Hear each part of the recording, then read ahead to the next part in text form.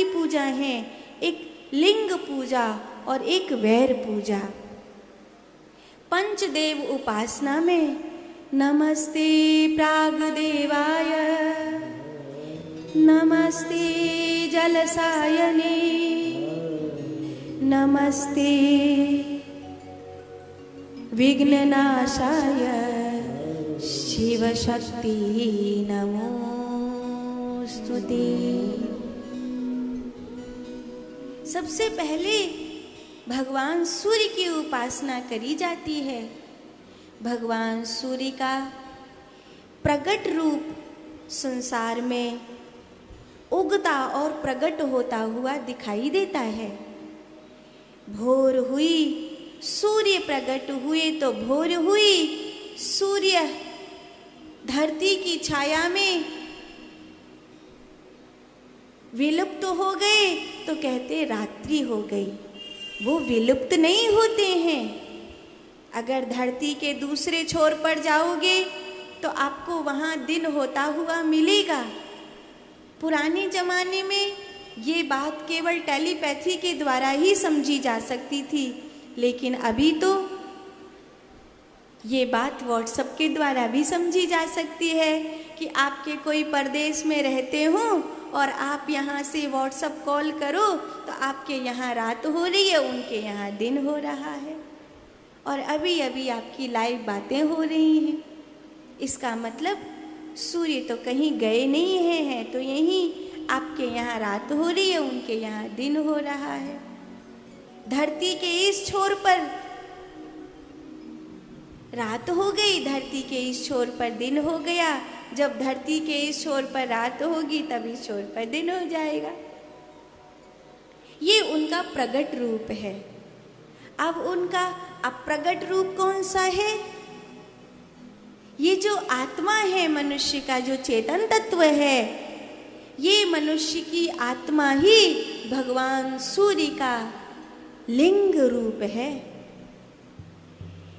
दूसरे हैं भगवान नारायण। भगवान नारायण का प्रगट रूप तो जब चतुर्भुज रूप में वो विराजमान होते हैं, ये श्री हरि नारायण का साकार रूप है। लेकिन वही जब शालिग्राम के रूप में श्री तुलसी जी के वामांग में विराजमान होते हैं तो ये उनका लिंग रूप है, ये उनका पिंडी रूप है।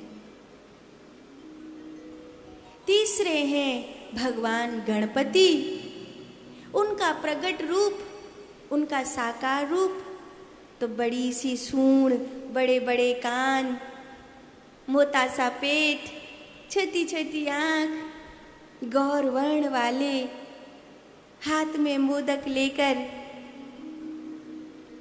आसन लगाए बैठे हैं। अपने माता पिता के प्रेम को स्वीकार किया है। सृष्टि के समस्त विघ्नों को दूर कर रहे हैं ऐसे गणराज। और उनका लिंग रूप, उनका निराकार पिंडी रूप, वो सुपारी में पंडित जी कलावा लपेटकर और फिर चावल के एक पात्र में रखकर, चावल से भरे हुए पात्र में रखकर आवाहित करते हैं ना, ओम गणानां त्वां गणपतिगुं गवामहे, प्रियाणां त्वां प्रियपतिगुं गवामहे, निधित्वम् आहं जानि गर्वद्वं मा त्वं जासि गर्वदं मा। हे गणपति बप्पा आओ पधारो। गजाननं भूतगणादिसेवितं कपित्तजम्बूफलचारुभक्षणम् उमासुतं शोकविनाशकारकं नमामि विघ्नेश्वरपादपङ्कजम्। वक्रतुण्ड महाकाय सूर्यकोटिसमप्रभ निर्विघ्नं कुरु मे देव सर्वकार्येषु सर्वदा। बोलिए गौरी गणेश की। ओम गं गणपतये नमः। ये उनका। फिर है भगवान महादेव। ये चतुर्थ देव हैं, पंचदेवों में इनकी चतुर्थ उपासना है। शिव शक्ति नमोस्तुते, इनका साकार रूप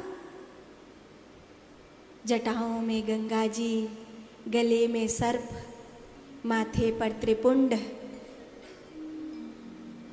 सुंदर जनेऊ, लटकती हुई जनेऊ में नागन, हाथ में त्रिशूल,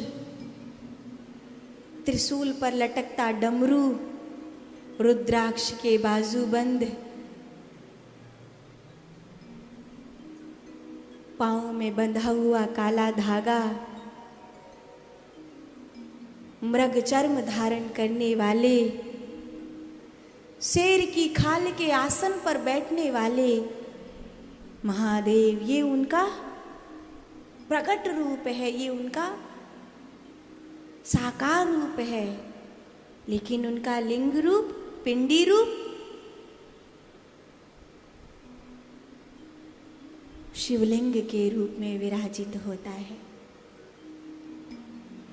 इस प्रकार जब साधक साधना के प्रारंभिक क्रम में होता है, तब उसे साकार भगवान की ही आराधना करनी चाहिए। लेकिन जब साधक ध्यान में समय की सीमा के पार चला जाए और 20 मिनट या 2 घंटे या 20 घंटे या 2 दिन या 4 दिन इसका भी आभास ना रहे, तब जब पूर्ण रूपेण परमात्मा में ही विलीन हो जाए, तब उसे निराकार ब्रह्म का आभास होता है। तब साधक ये शब्द कहता है, शिवोहम। तब उसमें और शिव में कोई भेद नहीं रह जाता।